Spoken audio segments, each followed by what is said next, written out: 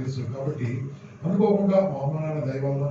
మా భగవంతుని దయ వల్ల నాకు ఒక మంచి ఉద్యోగం దొరికి ఉద్యోగంలో కొద్దిగా మంచి ఆదాయం అంటే ఆదాయం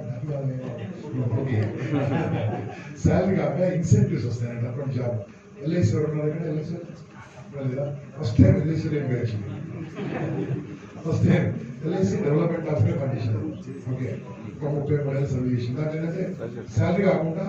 బిజినెస్ ఏజెంట్ లెక్క చేస్తే మాకు డబ్బులు కూడా ఇస్తాను నేను సంవత్సరం 20 లక్షలు వచ్చింది ఇట్లా వచ్చేది బాగానే వచ్చేది అంటే కష్టపడుతుంది కాబట్టి వచ్చేది అప్పుడు నాకు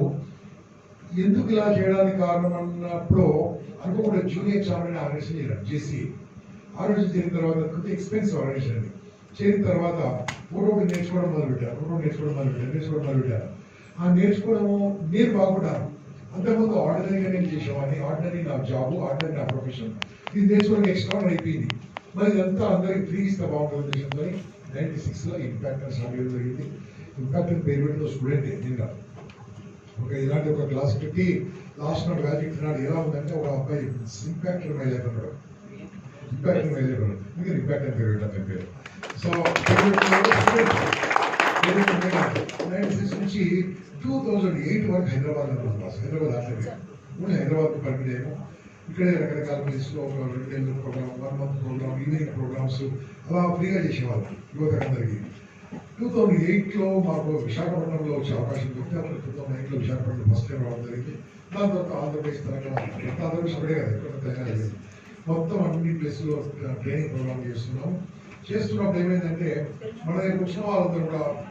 సార్ నేను ట్రైనింగ్ నేర్చుకుంటాను ఇంకా నేను నా దగ్గర నుండి నేర్పించేవాడిని మొత్తం కూడా క్లాస్ ఎలా చెప్పాలి చేతులు ఎలా పెట్టాలి నామ్ ఎలా పెట్టాలి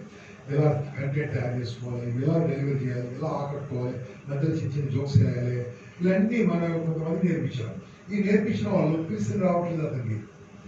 ఈ నేర్పించిన వాళ్ళు రండయ్య చెప్పామంటే రావట్లేదు కారణం ఏంటంటే వాళ్ళు ఫుల్ బిజీ అయిపోయారు దాంట్లో ఇప్పుడున్న టాప్ ట్రేడర్స్ ఎవరైతే ఆంధ్రప్రదేశ్లో అయినా టాప్ ఉన్నారో దాంట్లో 6 మనిషి డెవలప్ అవ్వాలి 6 ఛార్జ్ చేస్తారు 50 ఛార్జెస్ 50 తక్కువ ఛార్జ్ 50 తక్కువ ఛార్జ్ 50 ఎక్కువ ఛార్జెస్ పడే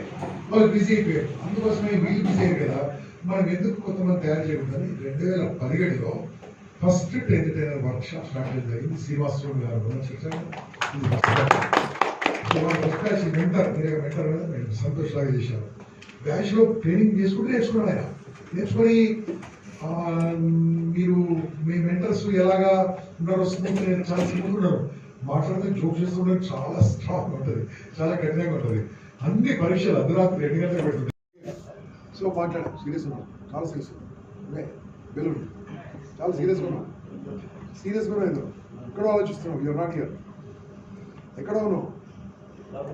అదే బాడీ లాంగ్వేజ్ అని చెప్తుండేది ఎక్కడ వెళ్ళిపోయాను ప్రిన్సిపల్ సార్ ఇద్దరం కలిసి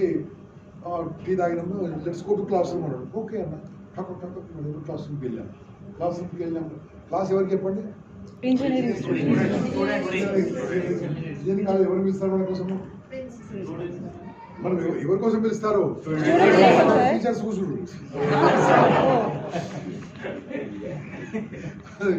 ఇలా కూర్చోడు ఇది మాకేం చెప్తాడు అని చూస్తాడు సింపుల్ ఇట్లా స్పాంటేనియస్ గా ఇంకా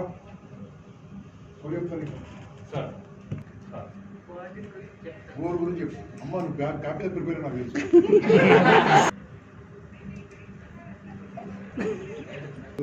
ఎవరైనా పరీక్ష పడతారు కూర్చున్న వాళ్ళు ఎలాంటి వాళ్ళు నాకు తెలియదు ఏదో టెస్ట్ చేస్తానికి వస్తారు టెస్ట్ చేస్తానికి వస్తారు అవునా కదా దాని మీరు పాస్ అయినా అనుకోండి ఆర్గనైజేషన్ పర్మనెంట్ ఇన్వైట్